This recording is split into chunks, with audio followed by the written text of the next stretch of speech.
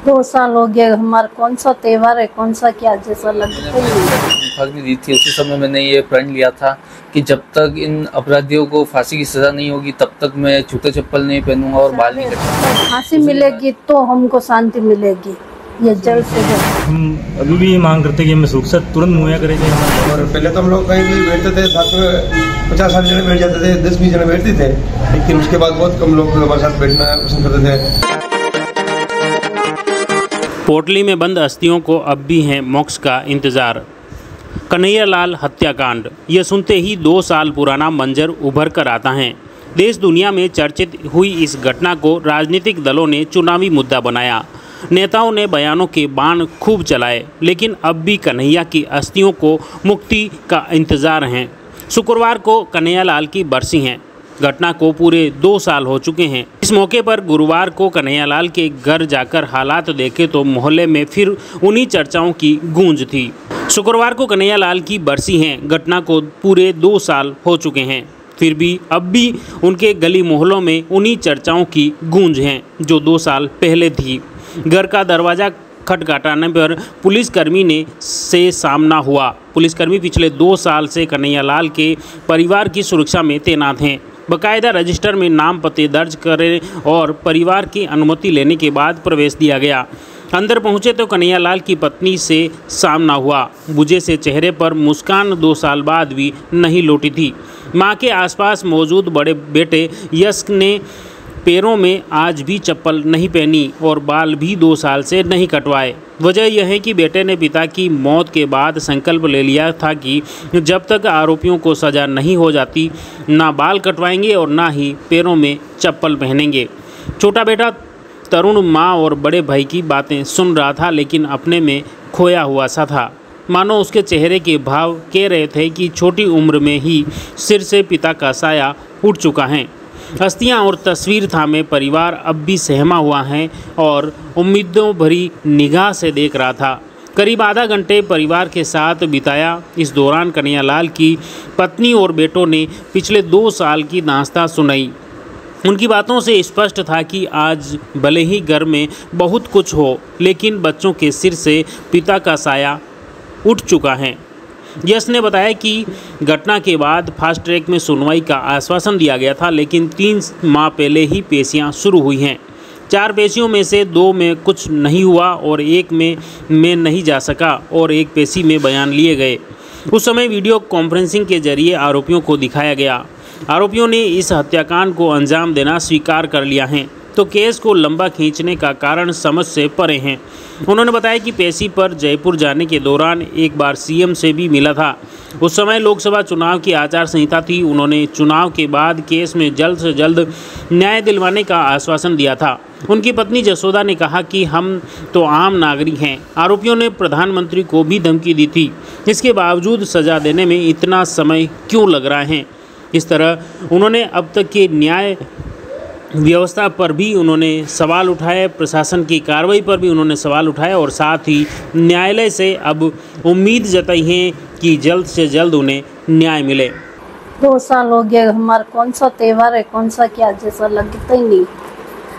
हम तो देख रहे जल्दी से जल्दी न्याय मिल जाए तो हमको थोड़ी शांति मिले। ने ऐसा किसी का बुरा चाहा नहीं, हमारे साथ ऐसा कर दिया। तो फांसी मिलेगी तो हमको शांति मिलेगी, ये जल्द से जल्द। जैसे उनको फांसी नहीं मिलेगी तो इसको भी शांति नहीं मिलेगी, उसके पापा को भी शांति नहीं मिलेगी, क्योंकि उनका भी मन तड़पता हो गई जी। उनको कैसा लग रहा होगा कि मेरे अभी तक गुनहगार को फांसी मिली नहीं अभी तक। अब ये चप्पल पहने कैसे, उनको तो फांसी मिली नहीं। तो पिताजी को मुखाग्नि दी थी उसी समय मैंने ये प्रण लिया था कि जब तक इन अपराधियों को फांसी की सज़ा नहीं होगी तब तक मैं जूते चप्पल नहीं पहनूंगा और बाल नहीं कटवाऊंगा। उसी के साथ जब इन अपराधियों को फांसी होगी उसी दिन मैं अब अपने पिताजी की अस्थियों का विसर्जन भी करूंगा। इनको खींचना भी नहीं चाहिए था। इसको इन अपराधियों को 3 से 6 महीने के अंदर ही फास्ट ट्रैक का कोर्ट बिठाकर जल्द से जल्द इनको सज़ा दे देनी चाहिए थी, फांसी की सज़ा दे देनी चाहिए थी। पर 2 साल होने आए, इस केस को बहुत लंबा खींच लिया गया है। अभी भी हमें और हमारा पूरा परिवार और सभी यही चाहते हैं कि इन अपराधियों को जल्द से जल्द फांसी की सज़ा हो और इस केस को फास्ट ट्रैक में ले जाया जाए और इनको 3 से 6 महीने के अंदर ही जल्द से जल्द फांसी की सज़ा मिले। मतलब पहले हम जितना एंजॉय कर सकते तो उतना पुलिस के साथ एंजॉयमेंट नहीं कर सकते। पुलिस तो सिक्योरिटी के हिसाब से होनी भी ज़रूरी नहीं होती, शायद पुलिस नहीं होती तब भी हम क्या पता कहाँ होता है। इस पूरे घटनाक्रम को लेकर आपको बता दें कि कन्हैयालाल हत्याकांड के बाद जो मुख्य आरोपी थे रियाज, और इन दोनों ही आरोपियों को राजसमंद जिले के भीम क्षेत्र में जिन्होंने पकड़ाया वह हैं प्रहलाद सिंह और शक्ति सिंह। उन दोनों ही युवाओं को सरकार ने नौकरी दे दी, लेकिन उनकी सुरक्षा को लेकर अब भी कोई प्रबंध नहीं किया है। उन दोनों ही युवाओं में इस घटना को लेकर आक्रोश है, असंतोष भी व्याप्त है।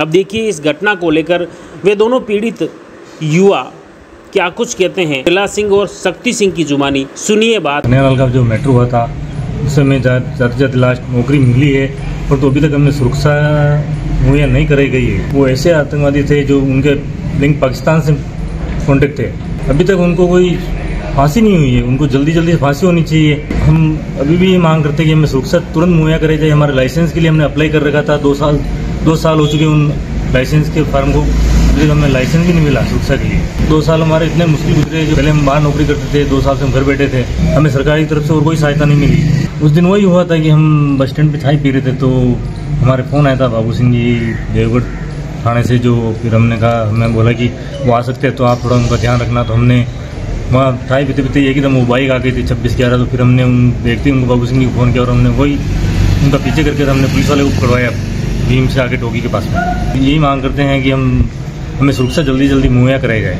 आज के 2 साल पहले कन्हैयालाल जी सौ थे, उनकी हत्या बहुत ही दूसरी पुण्यतिथि पर हम उनको सादर नमन करते हुए श्रद्धांजलि अर्पित करते हैं उनके लिए। आज के 2 साल पहले जब हम हमारे गांव के चौराहे पर बैठे थे, शाम का टाइम था, 5-6 बजे होगी, कॉल आता है भाई मुझे कांड हुआ है, क्या हो सकता है आपको उस तरफ आ सकते हैं, भूलिया है, बाइक नंबर थे 26-11। फिर जैसे ही उनका कॉल कटा और 2-5 मिनट में तो वो हमारे सामने गुजरे, हम लोग उनके पीछे लग गए। फिर उनको कॉल किया, बाबू सिंह जी को बताया वहाँ पहुँचे, लगातार उनको संपर्क करते रहे कि यहाँ पहुँच रहे हैं, वहाँ पहुँच रहे हैं। फिर उनको भीम से आगे करीबन हमारे गांव से होगा 30 किलोमीटर, वहाँ उनको पुलिस की सहायता से हमने नीचे गिरवा के पकड़ाया। उस घटना के बाद उस दिन तो हमारे को भी इतना खौफ नहीं था कि हमारे साथ कुछ हो सकता है, लेकिन जब हमने इतना देखा, मीडिया में चर्चित हो गए थे कि वो आतंकी थे, ये थे, हो सकता है आपके साथ भी ये घटना हो सकती है। और पहले तो हम लोग कहीं भी बैठते थे, साथ में 50-60 जने बैठ जाते थे, 10-20 जने बैठते थे, लेकिन उसके बाद बहुत कम लोग हमारे साथ बैठना पसंद करते थे। हो सकता है इनके साथ अगर कुछ होगा तो हमारे साथ भी हो सकता है। और जाते समय में माननीय अपने पूर्व मुख्यमंत्री अशोक गहलोत साहब, स्थानीय MLA साहब सूरज सिंह राव साहब, जो पूर्व उन्होंने के सदनीय में उन्होंने हमारे को नौकरी का जो किया था वादा, वो नौकरी दे के गए। सुरक्षा के लिए हमारे लगा रखा था, लेकिन अभी तक हमारे को सुरक्षा मिली नहीं है। सुनने में यह था कि लाइसेंस कंप्लीट बने हुए, लेकिन अभी तक देने में क्या पता कि दिक्कत क्या हुई। सरकार के द्वारा कोई आर्थिक सहायता नहीं थी। आपने सुना ही होगा कि अभी एक भिलवाड़ा में जो भट्टी कांड हुआ था, उसमें जो आरोपी थे उनको सरकार ने जो हाथों हाथ एक्शन लिया और उनको साथ जो उनको फांसी की सजा दी, उनको फांसी की सजा होनी चाहिए। ये हम सरकार से गुजारिश करते हैं और माननीय जज जो कोर्ट चलती है उनसे।